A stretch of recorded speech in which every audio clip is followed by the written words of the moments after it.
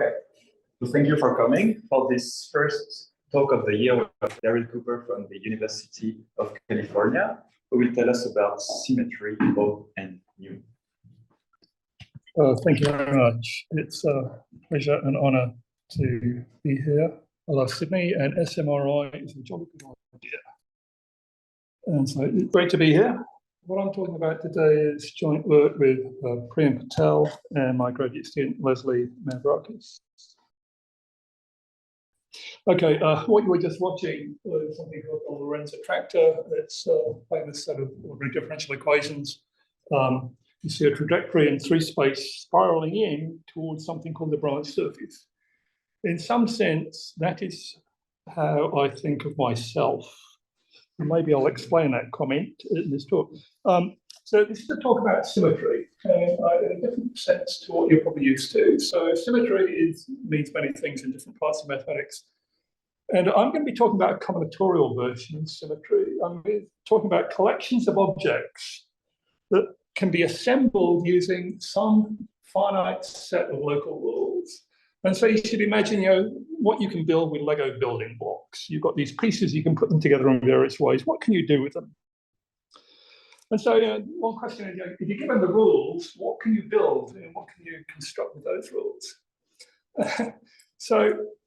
I'm a topologist. I'm going to be talking about three-dimensional manifolds and application of these ideas. But it seems that what I'm going to be talking about is more general. And in particular, it gives a model. This gives a model to think about biological organisms. A good friend of mine told me, all models are wrong. Some of them are useful. Well, this model is a model. I doubt that it's useful. Anyway, the point is that my DNA is a set of rules. I mean, I'm built out of cells, and the DNA somehow have a finite set of instructions that governs, how these cells are put together. And, I don't have toes growing out of my eyes and whatever. These cells kind of assemble themselves according to these rules. Another case. Well, what's more interesting, actually, I mean, there's not one me. I mean, they made me that was 5 years old. The more time I spend in Sydney, the bigger I get because the food is so good here. So these rules can make different versions of me. What are all the possible versions of me it can make? I'm defined by some rules. What are the possibilities for me? And in some sense, the answer was the video you just watched. So I'm going to talk about symmetry, objects defined by sets of local rules. And the answer to the question, what are all the possible objects, is that there's a finite universal object. You give me some rules, I'll give you some finite universal object.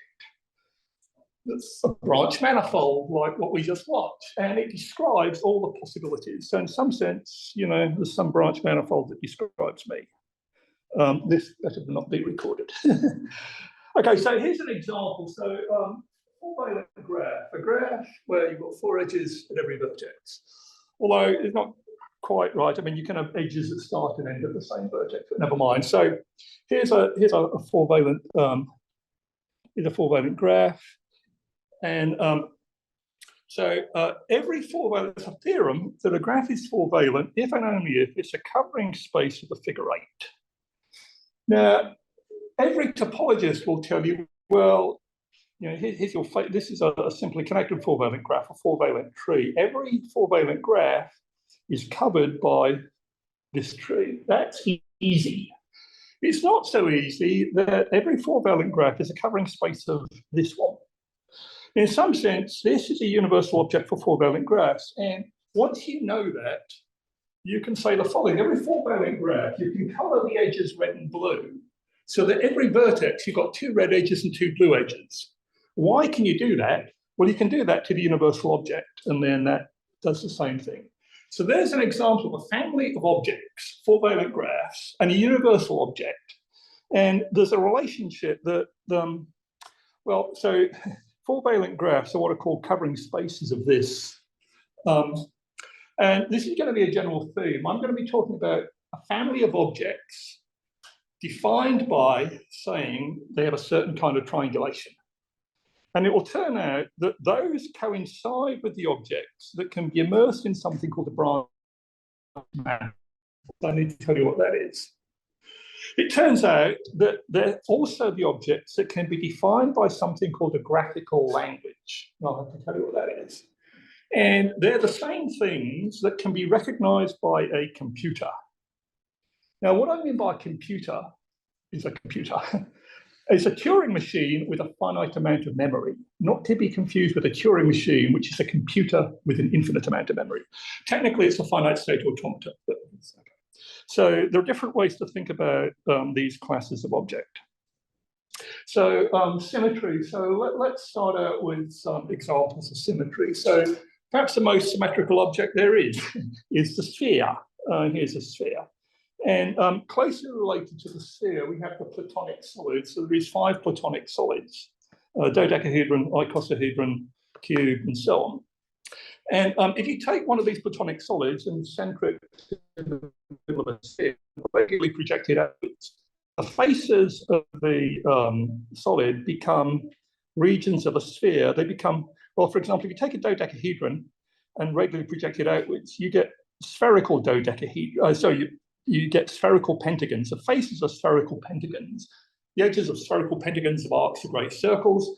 And the angles in these spherical pentagons are 120 degrees. And actually, you might wonder, how do you know dodecahedron exists? I mean, what is a dodecahedron? You take some pentagons and you put them together. How do you know actually they fit together? I mean, how do you know these exist? Well, here's one way to think about it. So if you take a pentagon, a Euclidean pentagon, the angle at the corner is 108 degrees.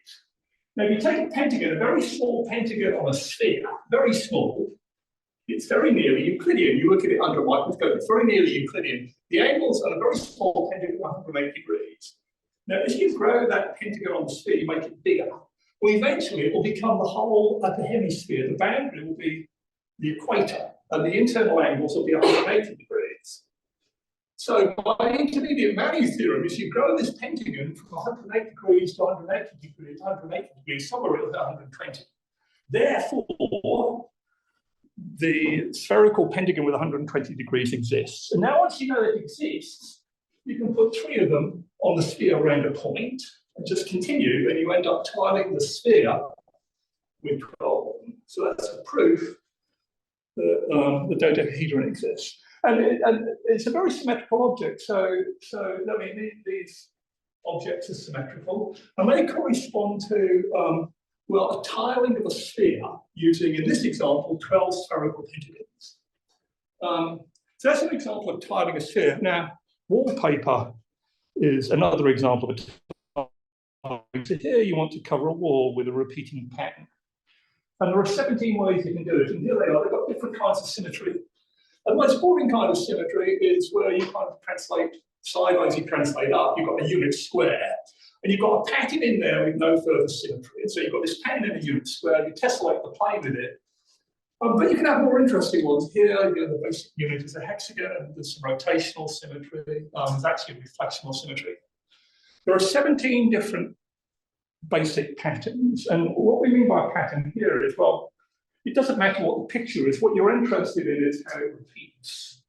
You're interested in the group of transformations of the plane that preserve the pattern.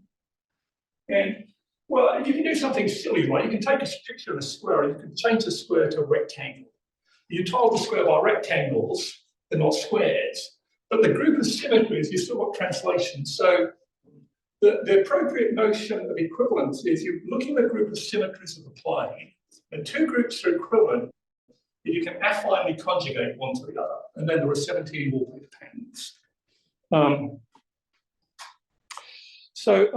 Over here, we have the hyperbolic plane. And so what is the hyperbolic plane? So if you don't know what the hyperbolic plane is, I'm going to convince you the hyperbolic plane has to exist. And the reason is analytic continuation. So what do I mean by that? So think about a sphere of radius r. As you vary the parameter r, you get bigger spheres and smaller spheres, and they're metric spaces. And you can do spherical trigonometry and all that kind of thing. And you might decide you want to compare all these metric spaces on the sphere, because you make the sphere bigger and bigger and bigger. In the limit, in some sense, it becomes a Euclidean plane. So you'd like to compare all these metrics on the sphere as you vary the radius. And one way to do that is, well, let's take the metric on the sphere, put it on the plane. So take the sphere radius r, sit it on the xy plane, radially project points from the sphere into the plane.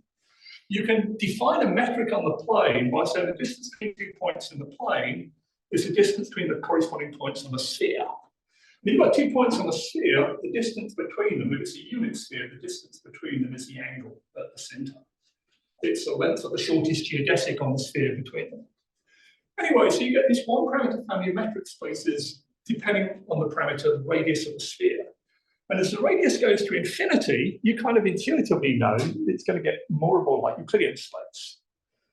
But R going to infinity is unpleasant. So let's think about not the radius, but 1 over the radius. Actually, let's think about the parameter 1 over the radius. That's the curvature kappa. So you introduce this parameter kappa, and you write down the formulae for the distance between points in the plane. And so, you know, if you take up a couple of points in the plane, depending on what the radius is, there's some pair of points on the sphere, and that gives you the distance. So you get a metric on the plane for the distance between a pair of points that depends on this parameter kappa.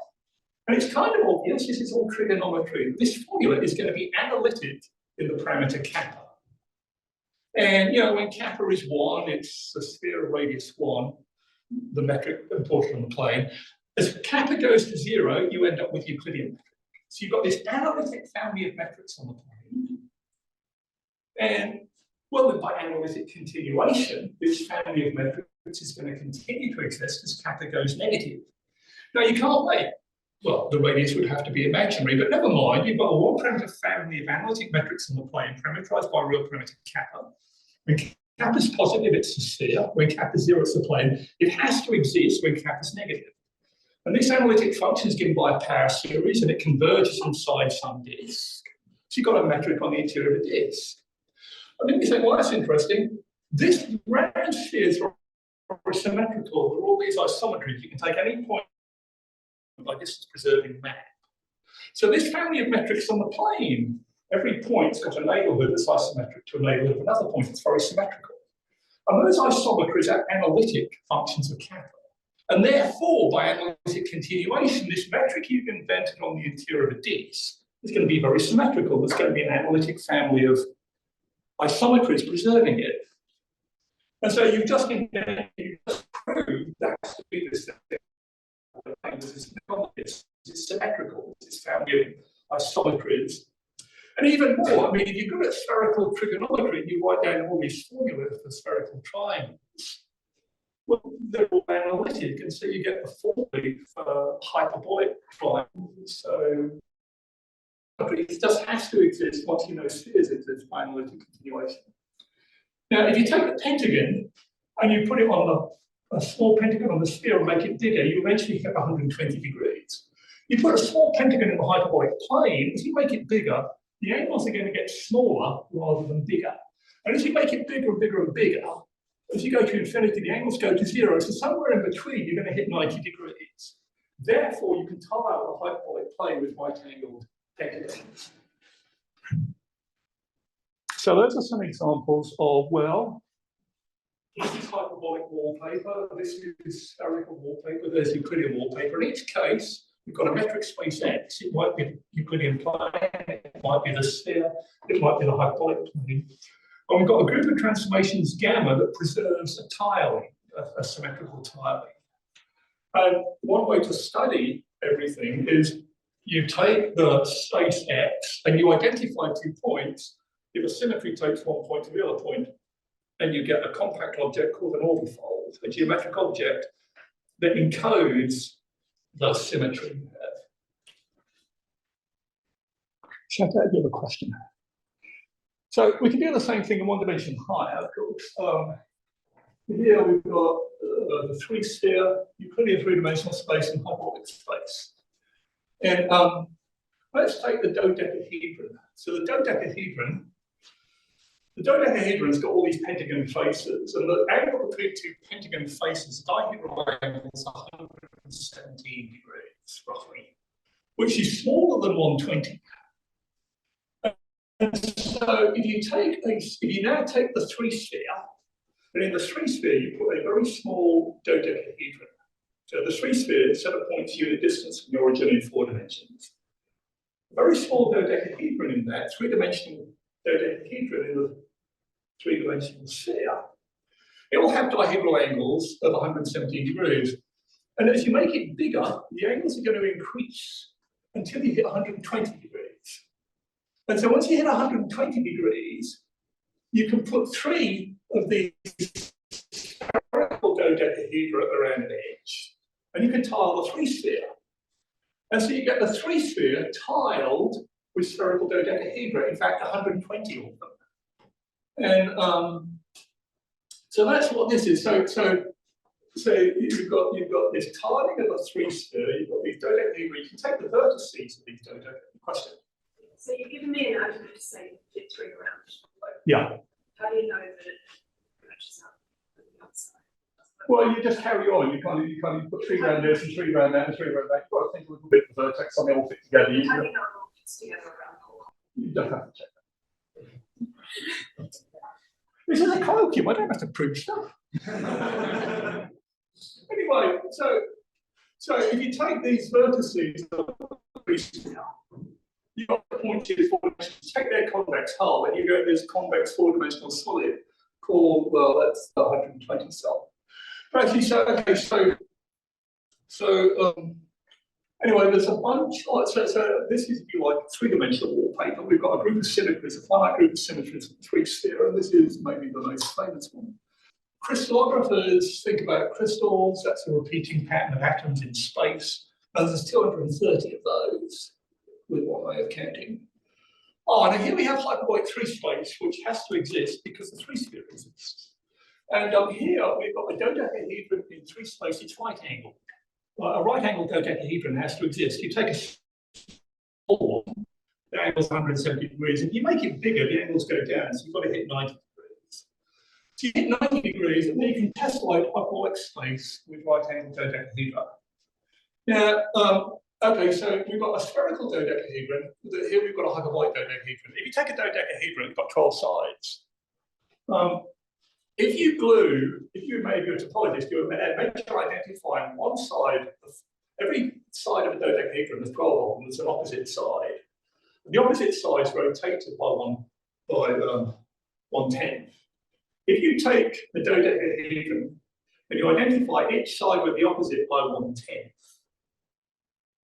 well, that corresponds to a group of symmetries acting on the 3-sphere. You quotient out the 3-sphere by that group of symmetries, and what you end up with is a dodecahedron. The front side is going to the back side by 1/10 rotation.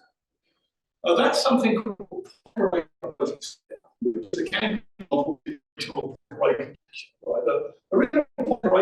you have a 3-dimensional manifold, and it's got the same homology as the 3-sphere. It is a 3-sphere. Well, this was Poincaré's can, for example.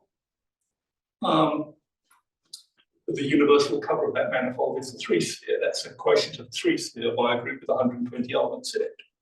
On the other hand, if you take a dodecahedron and you identify the front face with the back face by a 3/10 twist, that's a hyperbolic manifold called the Seifert-Weber space. So this tiling of hyperbolic space is a group of symmetries where you identify the front of every dodecahedron with a back with a 3/10 turn, and then you get a hyperbolic 3 manifold. So those are 2 examples of wallpaper groups in dimension 3, or as I would say, 3-dimensional manifolds. This is a spherical 3 manifold. There's a hyperbolic one, a tessellation corresponding to them. How about dimension? So let's go down to dimension 1. So I talked about dimension 3, I talked about dimension 2, dimension 3. Regular languages. So in computer science, you study languages. A language is a collection of sentences. And a sentence is a finite string of symbols, and a symbol is an element out of a finite set. And a regular language is a language, a set of sentences defined by a regular expression. So on the screen, we've got a regular expression, and what this means is here, you can have A or B, you can have an A or a B, then an A or a B. This star means repeat what's in here. So that vertical line means or. So you have A or B, and then repeat as often as you want. Then you must have 3 A's in a row. And then you can have A's and B's in any order. So that's a collection of sentences. Any sequence of A's and B's where somewhere there's a consecutive string of 3 A's. Now, of course, I could put a symbol C here. And then I could put parentheses around that and star it. So that would mean any sequence of A's and B's, which has got at least 3 consecutive A's, followed by a C, repeat that as much as you want. It's a pretty boring, useless class of languages. It's about the most simplistic thing you could think of, and I'm not excited about that at all. On the other hand, I write computer programs, computer, and an automatic language is something I can program on my computer. I'm pretty good at programming. I write lots of programs. And so an automatic language, I write a computer program, you feed in a string and it says, yes, it's in the language, no, it's not in the language. A much richer class of languages, obviously. Except for Clean's theorem, they're the same, actually. Regular language is the same as automatic. I mean, these sound automatic language, you can do a lot with a computer. But basically, that's all you can do. They're kind of boring. Here is a computer, a finite state automata, that describes this. I mean, you start over here and your machine is in state 0. And if you type A, you go to state 1. If you type another A, you go to state 2. But if you type B, you go back to state 0. If you type 3 A's, you get over there, and then it doesn't matter what you do, you're done. So that's describing a finite state automata of a computer. On the other hand, this can be described by something called a train track. So here, this is a branched one manifold. You've got this graph, and there are letters written on edges, and you imagine a train running along. It starts the start, and it runs along the train track, and eventually it gets to the end, and all the possible paths are exactly these sentences. So it's a different way to think about a regular language. On the other hand, we can generalize this to the notion of a graphical language. So graphical language is a language is a set of sentences, and a sentence is a linear string of symbols. So instead of thinking of a linear string of symbols, think of a graph, and the symbols are written at the vertices of the graph. That's what a graphical language is. It's a collection of graphical sentences. And a graphical sentence is a graph with symbols written on the vertices. So the most familiar example of this is models you use to build molecules, right? That would be carbon, oxygen, hydrogen. This is DNA, right? Oh, that's an interesting model of DNA. There's actually some real DNA. So graphical language is a set of labeled graphs. And to say it's automatic, well, it's a set of labeled graphs that you can program a computer to say, yes, this is in the set, or no, it's not in the set. That's a notion, a generalization of regular language. So finally, we start coming to topology. So I'm going to be talking about families of spaces defined by saying, well, you can triangulate them in a particular way. We're going to restrict the local combinatorics of triangulations. And this is a big subject in low-dimensional topology, and we have a local expert on this. So, Stefan, who I'm visiting here. Here's a three-dimensional example. So there are 3 kinds of compact surface. And there are many ways to describe these 3 families. There are the ones with positive Euler characteristics, vertices minus edges plus faces. The ones with positive Euler characteristics, there's only 2 of them, the sphere and the projected plane.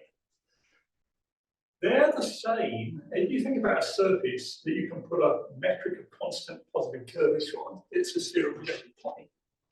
Then there's a family of Euclidean surfaces, the ones you can put a Euclidean metric on, the ones with Euler characteristic 0. Those are the torus inclined bottom. And then all the rest are hyperbolic. And the orientable ones are when you take n tori and you join them together, you connect some of them, you get an n-hole torus.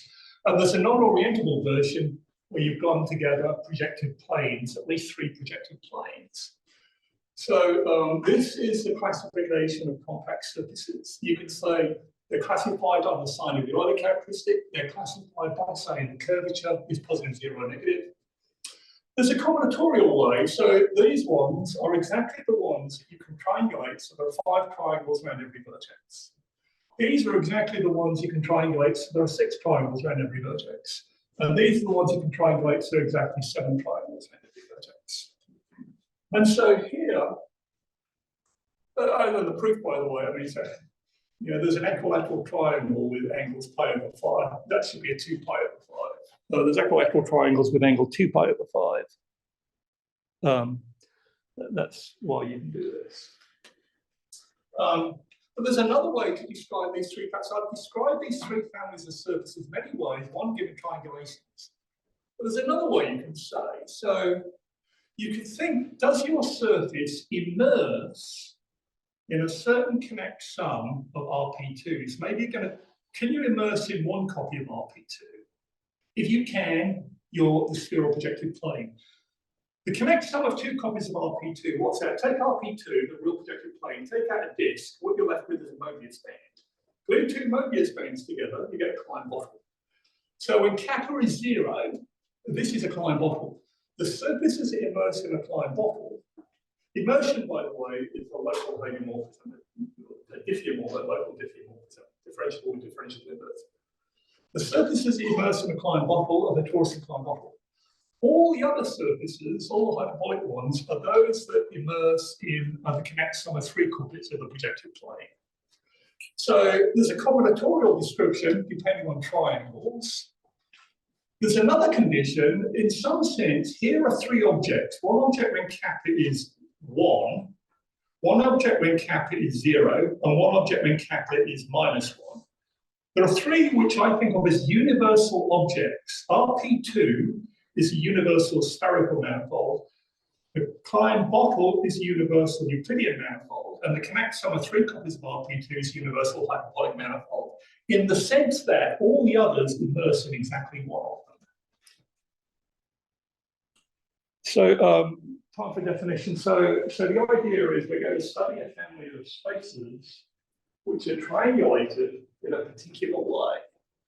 And what I mean by that is every vertex is going to have a neighborhood made up of triangles, simplices, whatever dimension you're working in. And you're going to allow various possibilities. Some possibilities will be allowed, some possibilities are not allowed. So you have the concept of a model. A model is just a finite number of simplices around a central one. And you take some finite collection of these models. That's what split n is, a finite collection of triangulations of 4. And then you think about all the spaces you can build using those. Yeah, the things you can build with these models, all the spaces you can triangulate, so that when you look at a vertex, it's got a neighborhood that's one of your finitely many families, one of your finitely many models. And this leads to the concept of a locally combinatorially defined family of spaces. So we've just seen, for example, that surfaces of negative Euler characteristic are locally combinatorially defined. So are the other spherical ones and hyperbolic ones. So this is the kind of symmetry I'm looking at. Things that can be defined combinatorially by some finite set of rules.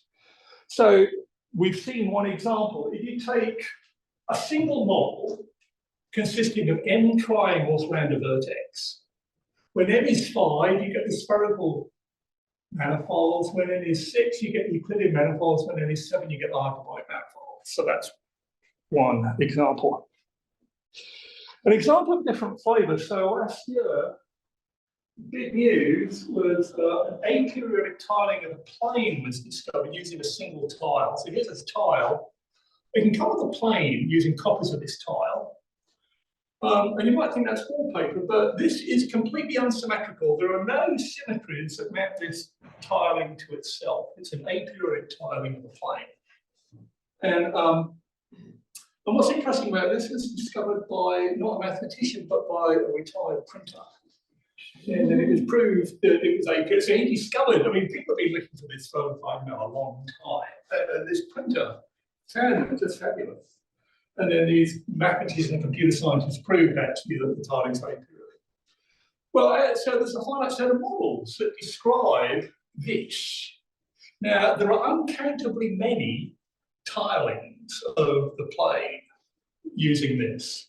So you've got this finite set of models that describes an uncountable family of tilings of the plane that just define locally combinatorially. So it's a different notion of symmetry to... Shall I take the other question? Yeah. What about the uncountable? Why the uncountable? You can make uncountable choices, but you kind of... So you can go out to... There are finite many possibilities to the ball of radius 10. You get to choose one of those. And then there are finite many possibilities to the ball of radius 20. You choose one of those. You end up making countably many choices. And so you get uncountably many tilings. So here's an idea. We could think about something a little bit richer. So I've just been talking about triangulations, and there's a concept of a labeled triangulation. So I'm going to split my space up into simplices, but I'm going to add every simplex, top dimensional simplex is going to be given a label. One of a finite number of labels. You might as well think a finite number of integers, and so. You could say, well, this is a whole new concept, right? So instead of using just simplices, which are boring, I could have simplices together with a label. And when I was talking about, graphical language, when I was talking about carbon atoms and hydrogen atoms and all that, I mean, there you've got vertices, and each vertex is labeled, carbon, oxygen, hydrogen, whatever. So you've got this richer structure where you can add labels to simplices. Except that in dimension 2 or more, this doesn't gain you anything. The deal is that, yes, you can use labeled simplices, but if you're in dimension at least 2, then in fact, you can absorb the labeling into the triangulation with a silly trick. You can kind of encode it. So here, for example, I mean, suppose I had a simplex, a two-dimensional simplex with a label 5. I might replace it by a crazy thing, a triangulation of a two-dimensional simplex with an extra 5 vertices done in a particular way. And so if I've got labeled triangulations, I can encode the labeling by using weird triangulations of simplices. And so you don't get anything new. You're kind of using labeled simplices in your definition of locally combinatorially defined doesn't give you anything new compared to using unlabeled simplices, at least in dimension 2. This kind of thing doesn't work in dimension 1, but anyway. So it follows, by the way, that here's a family of locally combinatorially defined manifold. Pick your favorite manifold. Think about all the finite coverings of it. That's a locally combinatorially defined family. Why? If you have a manifold, triangulate it, give every triangle, every simplex, I should say, it's an n-dimensional manifold, it's made of n simplices. Give every simplex a unique label. And now use local models that say, well, you're allowed to have, colored simplices around a vertex if and only if they appear in this thing. If you build something with those labeled local models, there's an obvious map to this one. Set every colored simplex in your object to the colored simplex here. That's a covering map. So it immediately follows that the set of coverings of a fixed manifold is locally combinatorially defined. And it follows, if you know the Hyperbolic theorems, that Euclidean manifolds are LCD. The answer, what am I? In some sense, all the possibilities for me is a branch manifold. What is a branch manifold? Well, what's a manifold? An n-dimensional manifold, it's locally like Euclidean space dimension n. Every point's got a neighborhood homomorphic to an open set in Euclidean space. Here's a branch 1 manifold. It's a one-dimensional thing. This red thing is drawn on a surface. It's one-dimensional, except here we've got a smooth curve and a smooth curve. So that's a branch 1 manifold. It's not a one-dimensional manifold because there are these points, but it's got a well-defined tangent space at every point. Go up to a dimension 2, a branch surface. Here, I've got 3 sheets of paper, and they're smoothly embedded in R3. One of them curves upwards, one of them's flat, and one curves downwards, and they're glued together partially. That's a branch manifold. Branch surface has got a well-defined tangent space at every point. The Lorentz attractor at the start, these orbits, kind of suggest that there's a corresponding branch surface. This is a branch surface for the Lorentz attractor. So what is a branch manifold? So the concept of branch manifold is due to Bob Williams. I should have done this. So Bob Williams in the 60s introduced these in his study of the axially dynamical systems. So what's a branch manifold? Well, the easiest way to think about it is a branch n-dimensional manifold. It can be embedded in some Euclidean space. Right? The Whitney embedding theorem, if you've got a manifold of dimension n, it's an abstract thing. But if you want, you can always embed it in Euclidean space of dimension 2n plus 1. You can think of it as some kind of hypersurface in big Euclidean space. For a branch manifold, you can imagine it, it's a subspace of a big dimensional Euclidean space. It's an n-dimensional subspace of a big dimensional Euclidean space. And it's covered by finitely many sheets. Each sheet is a copy of Euclidean n space. N here is the dimension of the branch manifold. It's covered here, for example, we've got 3 copies of R2 embedded in, well, in that case, in R3. So this branch manifold is covered by finitely many smoothly embedded copies of Rn. So wherever they intersect, because they're smoothly embedded, they all share the same tangent space. So at every point, there's a well-defined tangent space, right? So here, there's 2 sheets coming together, but they're coming together tangentially. So because of that, you can talk about an immersion. So an immersion is a map which is differentiable. It's got a differentiable inverse. So you've got an n-dimensional manifold. You can talk about it immersing in an n-dimensional branch manifold. It's a map from one to the other, differentiable with differentiable inverse. And so this concept of locally combinatorially defined sounds very artificial when you first hear it. You know, there's locally combinatorially defined. What does that mean? You've got a finite number of triangulations of a ball, an n-dimensional ball, and then it's everything you can build that way. That's what locally combinatorially defined family of spaces is. Everything you can build by restricting the model. But another way to say it is, a family of spaces is locally combinatorially defined if and only if there's a branch manifold, and these are the objects that immerse into that branch manifold. That's another way to describe an LCD family. There's nothing special about simplices. You could use convex cells in the definition. If you're a topologist, you could say, I'm going to think about piecewise linear transition maps and say there are only finitely many.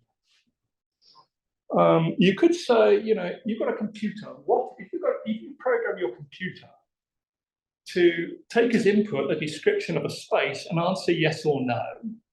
The set of spaces it answers yes to, that's what an LCD family is. It's a set of spaces that can be recognized by a computer, a finite state automaton. Another way to describe it is that the one-dimensional skeleton can be defined by an automatic graphical language. So that's through a graphical language that can be programmed on a computer. Another way to think about it is you've got some construction kit, an abstract construction kit with rules about how the pieces go together and all the things you can build. These are all different ways to think about what it means to be a family of spaces to be LCD. Okay, now we come to the technical stuff. So in dimension 3, there are 8 geometries. Thurston geometries. Hyperbolic is the best one. Well, spherical geometry, maybe that's the best one as well. Euclidean is pretty good. Actually, there is 8 geometries, they're all very cool. And the deal about these 8 geometries is that, well, the geometrization theorem described by Thurston and proved by Perelman is that every closed orientable 3 manifold can be decomposed into pieces made using one of these 8 kinds of geometry. And in particular, that implies the Poincare conjecture. This was the first millennium problem. Perelman should have got $1 million for that, but we didn't want it. Anyway, so kind of the new ingredient here is that each one of these 8 geometries defines a family of 3-dimensional manifolds, and hyperbolic 3 manifolds are the richest. By the way, you might think that this was the end of 3-dimensional topology. You know, once you know the geometrization conjecture, this ends 3-dimensional topology. It's a bit like saying once you've discovered that natural numbers can be factored into prime numbers, you're done. Now, there are questions about prime numbers that are quite interesting. And here there are questions about hyperbolic 3 manifolds. What are all the hyperbolic 3 manifolds? Nobody knows, it's too complicated. But here's a description. So for each one of the 8 first in geometries, there's a universal object. This universal object is a finite simplicial complex with extra structure. It's a branch manifold. And it has the property that a manifold, a 3-dimensional manifold, has the given geometry if and only if it immerses in this universal object. So that's saying, you know, there's a set of triangulations with the property of manifold, a closed 3 manifold is hyperbolic if and only if it can be triangulated to locally look like one of these finite sets. And then the main theorem is actually you can glum these 8 things together and get something we call a universal geometric decomposition. So again, this is a finite object. It's finitely many 3-dimensional simplicity glued together. It's a branch 3 manifold. It has the property that every closed orientable 3 manifold immerses into it. And the immersions correspond to geometric decompositions of n. So if it's a hyperbolic manifold, it will immerse in here in a very particular way and so on. You can read off the geometric decomposition of the manifold by how it decomposes. You read off how it decomposes from an immersion. So this is single, if you like, universal branch 3 manifold that tells you everything. So I want to finish by showing you an example of this. So one of the geometries is called solved geometry or solved geometry. So what is solved geometry? So you take a 2x2 integer matrix of determinant plus or minus 1, an element of GL2 integers. And such an element gives you a map of the plane to itself that sends the integer lattice to itself. And so if you quotient out the plane by the integer lattice, it gives you a map of the torus to itself. So GL2Z, every element maps a torus to itself. If you take torus times interval and glue one end to the other with such a map, you get a 3 manifold. And if the matrix is the right kind, called a Nosov, which means it's got, the absolute value of the trace is at least 3, it's got real eigenvalues, not plus or minus 1, then you get a solved manifold. And there's another kind of solved manifold, which is the quotient of that one involution. Anyway, all those guys, they're encoded in this picture. This picture is it's a labeled branch 1 manifold. And for every point in this branch 1 manifold, there's a torus. So there's a branch 3 manifold that projects to this graph. The preimage of a point is a torus, except the preimage of the red dots, they're Klein bottles. And there are matrices written by each edge. What are the matrices? Well, here they are at the bottom. So, for example, L, 1101. Well, L is written in one place, 2L is written in another place. These matrices tell you, so every interval here is torus times interval in the branch manifold. And these things are glued together. And they're glued together according to these matrices. And these matrices describe twisting. However, if the matrix doesn't have determinant 1, that one's got determinant 4, then there's a combination of twisting and covering space going on. Anyway, the deal is that this describes a branch 3 manifold. A 3 manifold immerses in that branch 3 manifold if and only if it has a solid geometry. And you can say what the immersions correspond to. The immersions correspond to train rides. You can take a train ride in this graph, it goes around the graph, and it's where you started. And when you multiply the matrices you pass through, you should end up with determinant plus or minus 1. Those train rides describe solved 3 manifolds. The semi-bundled ones are described by train rides that start at the terminus of red dot and end at the terminus. And actually they can bounce out of the terminus and come back because they're all default things. But anyway, So the point is, where this comes from is there are regular languages that describe the sets of matrices that describe Soll manifolds. So that's a description of all Soll manifolds. Here's a description of all spherical manifolds. I'm finished. Thank you. Other questions? Yeah. So the theorem is one branch manifold that does all the eight. Yeah, there's one branch manifold that does all of the eight, and you can read off the decomposition. So there's a part of it that will tell you this is the hyperbolic part, this is the Soll part, this and so on. And you stated it as an existence theorem, but then you've got actually explicit ones for particular geometry. Yeah, we've got explicit ones for all the ones except hyperbolic geometry. Yeah, we don't expect to get an explicit one for hyperbolic geometry. It will be contemplated probably. Okay, so if there are no more questions, let's thank Daryl again.